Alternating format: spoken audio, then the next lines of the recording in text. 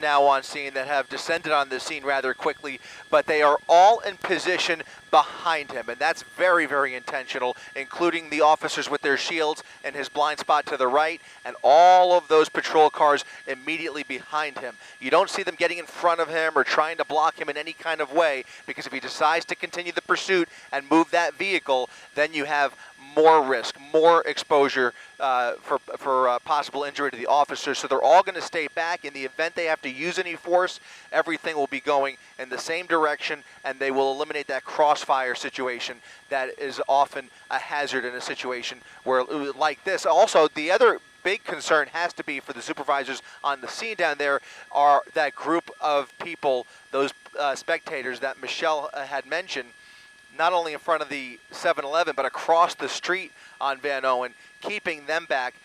Even though they're right across the street, I'm sure I would rather see them even further back as well, just in case. You don't want to see anybody get even remotely close to this situation, because it's just so unpredictable, and you just don't know what his next move is, what his psychological state is, what he's got in mind, or if he's just riding out his last few moments of freedom before going off to jail. We just don't have that information.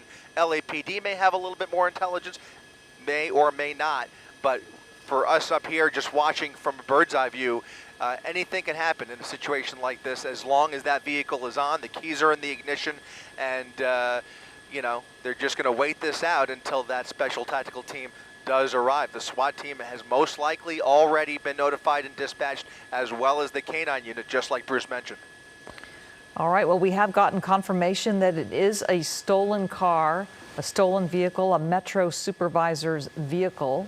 And as Bruce Thomas indicated, Bruce Thomas, longtime law enforcement gentleman here in Southern California, said that it's pretty common for supervisors, or not supervisors maybe, but people who drive these Metro vehicles to leave them on while they check something out and talk to a bus driver or whatever they're doing, taking care of business. So sometimes the vehicle may be on and unattended, and perhaps someone just jumped in and took off with it. That may be the case here.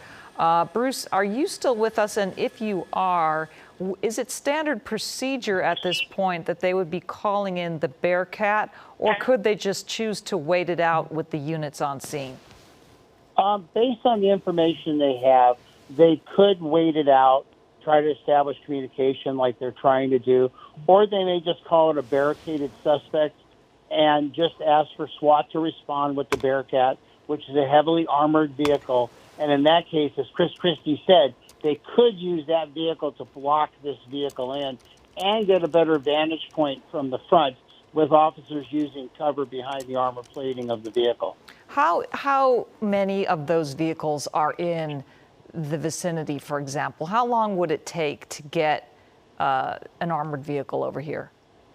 It could be a matter of maybe 30 minutes or less. They'll respond code 3 with licensed siren. They're centrally located throughout the city of Los Angeles, not giving away any tactics or locations, but they respond pretty quickly. And obviously those officers are on call 24/7, and they usually have teams working night and day side operations. So they would respond pretty quickly once the request is made by the supervisor on scene. Okay. And would there typically be a canine unit among them? Oh, yes. Anytime SWAT deploys or SCB deploys, a canine is part of the deployment package. And both the sheriffs and LAPD and other agencies have canines on duty all the time. So I'm sure the request has been made for a canine. Whether they might have been at training today and they have to call them in from home or not is unknown. But the canines would respond also pretty quickly. We're seeing video now on the right side of the screen that was taken earlier when Chris Christie was over before it came to a halt at that 7-Eleven parking lot. You could see just now that vehicle, the lights going back on, but the driver had turned them off for a while, maybe thinking he could get away from police, but that, of course, was not the case. And then you'll see him here, I think it is, pulling into this parking lot where there is a 7-Eleven and some other businesses, a restaurant among them. And a number of people inside those businesses have come out to check out the scene. So that is a concern as officers try to keep them back and keep them safe. And then across the street, there is another crowd that has gathered. And Chris Christie, maybe you can describe for us how this is, if it's grown or not, or if it's the same, or more people coming out? I hate to say it. I think this crowd has actually grown just a little bit, which is just not what you want to see, obviously. Those folks that were in the 7-Eleven appear to have backed off a little bit. A handful of people next to the 7-Eleven, but that crowd across the street has certainly gathered a little bit further to the east now. And here comes a possible arrest team to get eyes on that suspect, at least through the passenger window with their shields and guns drawn. And they may move in on him here. We'll see what they do. There's an arrest team behind and another team directly out the passenger window that you could see clearly in this shot right here. So some movement now as they approach the vehicle, wondering, in my mind, and I'm curious if Bruce has any thought on this. Look at them backing away now. Okay, maybe they see some movement, and that may be why they're backing away. I was just about to speculate what made them decide that it was a good idea to take that moment to approach the vehicle. It may have very well just been to get better eyes inside the vehicle, possibly, but whatever they saw, they didn't like it, and they've now quickly moved back, both that arrest team on the right side as well as the group of officers that were coming up from behind. So you see them now strategizing, and I would love to hear what Bruce thought about that right there. Yeah, Bruce, were they just trying to open the door, or do you think they just got there, found the door was locked, and backed off? What do you think? Bruce Thomas? I'm not sure if Bruce is still with us. You know, something as I was watching earlier, our video of the vehicle coming to a stop. I don't know if I saw brake lights as it came to a stop in the parking lot. Maybe we can re-rack that. Maybe we can re-rack it. And I'm just, at this point, I'm just curious as to the reason for it stopping in that location. Did it run out of gas? Is there some way they can disable these vehicles remotely? Or, you know, was there some other reason, or did he just apply the brakes and I just miss it? I don't know. Hey, Fred, So Bruce, Mark, are you there? Yeah, what it appears is they deployed a spike strip Yeah, you on can the see rear it. tires, and that was the approach. I see. So there is a spike strip deployed in front of the rear tires, so if that vehicle moves, they are going to get the spike strips into their tires. Smart move. He's not going to get very far, or at least he'll have flat tires if he tries to go anywhere. Now, they approached the car, they put the spike strip out, and then they quickly backed off. Do you think at this point that they might be calling in the SWAT team? You know, they obviously didn't want to follow through and try to open up the door or anything. Yeah, Michelle, I think what you're going to see is you're going to see a response by LAPD SWAT. You're going to see a Bearcat, at least one, show up to this. You're going to see some canine units responding, and they're going to reposition and relieve the regular patrol officers of their positions. But that is going to take some time. And as you can see, there's a huge drain on the resources of not only the Rampart area that responded, but also LAPD North Hollywood and possibly Van Nuys. What are they doing now? It looks like they're trying to get a better look at the driver. Are you seeing this, Bruce? Yeah, it appears they're just trying to get some good visuals. Oh, they just looked like some glass just shattered.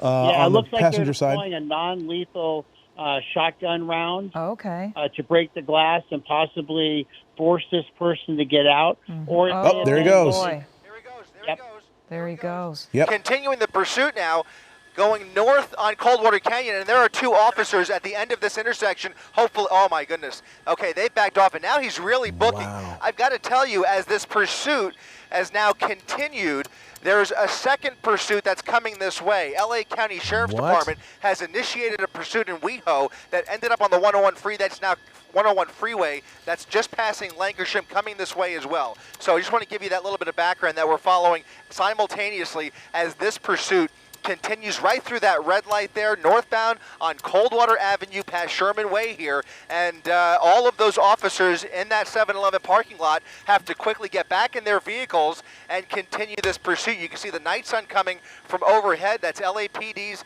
airship, which has been doing really tight orbits this whole time during the duration of that little mini standoff. And once that officer approached the vehicle or approached that light pole, and it looked like he may have been using that non-lethal rifle, that's when he basically spooked the suspect, and this guy just decided to take off. You saw that, and you see just how fast he was going on Coldwater, now going a little bit slower on Satakoy Street. So he's now going east, and when he actually took off, it looks like that spike strip actually succeeded in disabling that left rear tire. I can't tell you for sure whether that was successful. Chris, hold on 1 second. We're going to hand it off to Jimmy Kimmel Live is next on ABC7 on television. We're going to continue our coverage on our ABC7 app and on ABC7.com. And we are continuing now our live coverage, and this pursuit suspect is now giving up. And Chris Christie is over it in Air 7 HD. What a dramatic end, Chris. That spike strip really played a huge part in this. It really did. You saw he took off at a rather fast clip there on Coldwater, but he wasn't able to get very far. That left wheel started giving him some problems because at one point you saw that team approach the vehicle, that decoy team, while another officer put that spike strip underneath, and it succeeded in flattening that tire. And so once he made that right on Satakoy Street, it looks like he just decided to pull in here. He thought better of it and is just giving himself up. So this Grand Theft Auto suspect now about to be taken into custody, while another pursuit is playing out simultaneously right now off of the 101 freeway. That suspect has exited at Lankershim, so at some point we may actually drift over there, but for now we're going to keep our eyes on this suspect, and hopefully they will be able to take him into custody without incident. This would be the third pursuit of the day, I believe, if we've been keeping count, and the one that's approaching in the North Hollywood area would be number 4. This pursuit ended kind of a long standoff. I think everybody kind of relaxed because he was just sitting there. And then when they blew out those rear windows, that was when the suspect just took off. My theory about having run out of gas was completely blown out of the water. And then the person took off and continued for a short time. But, you know, they deployed that spike strip. Michelle, what a difference that made. They did a really good job with that. And now they're going to clear the vehicle. They're checking to see if there might be anyone else inside this Metro supervisor's vehicle that was somehow commandeered by this individual who has now surrendered. Looks like everything is under control, and no one was hurt during the course of this pursuit. That's great news. Chris Christie, we thank you for your coverage, and we thank everyone for tuning in here on our digital platform, ABC7.com.